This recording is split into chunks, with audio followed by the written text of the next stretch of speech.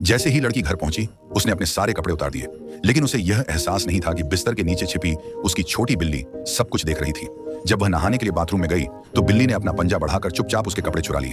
अगले ही पल वह बिल्ली एक हैंडसम युवक में बदल गई। वह आईने में खुद को देखकर हैरान रह गया कि वह सच में इंसान बन गया है। उधर लिसा को बिल्कुल भी अंदाजा नहीं था कि एक आदमी बाथरूम का दरवाजा खोलने की कोशिश कर रहा है। जैसे ही वह नहाकर बाहर आई, उसे कुछ अजीब सा महसूस हुआ।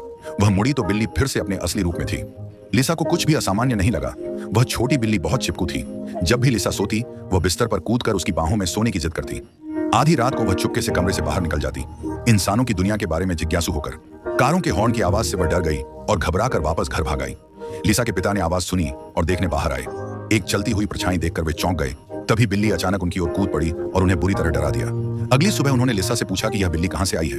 उन्होंने कहा कि रात में उन्हें लगा था कि घर में कोई चोर घुस आया है।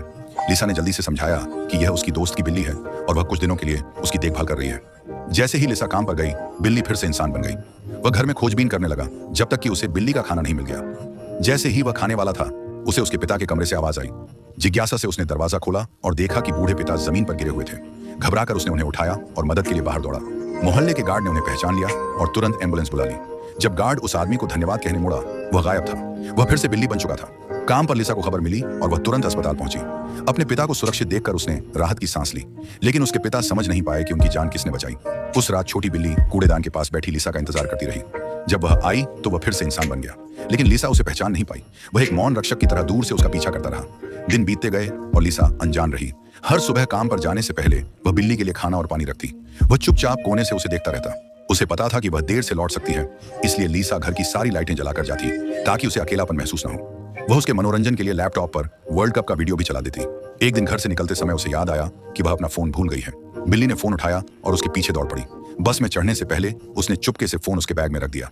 उसे जाते हुए देखकर वह फिर से बिल्ली बनकर घर लौट आया। लिसा के बिना घर बहुत खाली लगता था। शाम होते ही तेज बारिश शुरू हो गई। उसकी चिंता में बिल्ली छाता उठाकर बाहर भागी। लिसा बस से उतर चुकी थी और पूरी तरह भीग चुकी थी।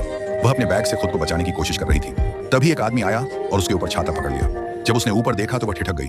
उसके सामने उसका एक्स बॉयफ्रेंड गस खड़ा था। दोनों साथ साथ बिल्ली के पास से गुजर गए। उसका छोटा सा दिल टूट गया। जब लिसा घर पहुंची तो उसने बिल्ली को सिर से पांव तक भीगा हुआ पाया। वह हैरान हो गई।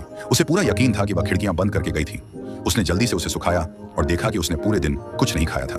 दया से उसने उसे दूध का कटोरा दिया। बारिश की वजह से लिसा को खांसी होने लगी। बिल्ली चिंतित होकर उसे देखती रही।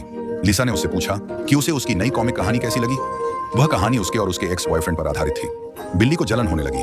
वह उसकी गोद में चढ़कर बैठ गई।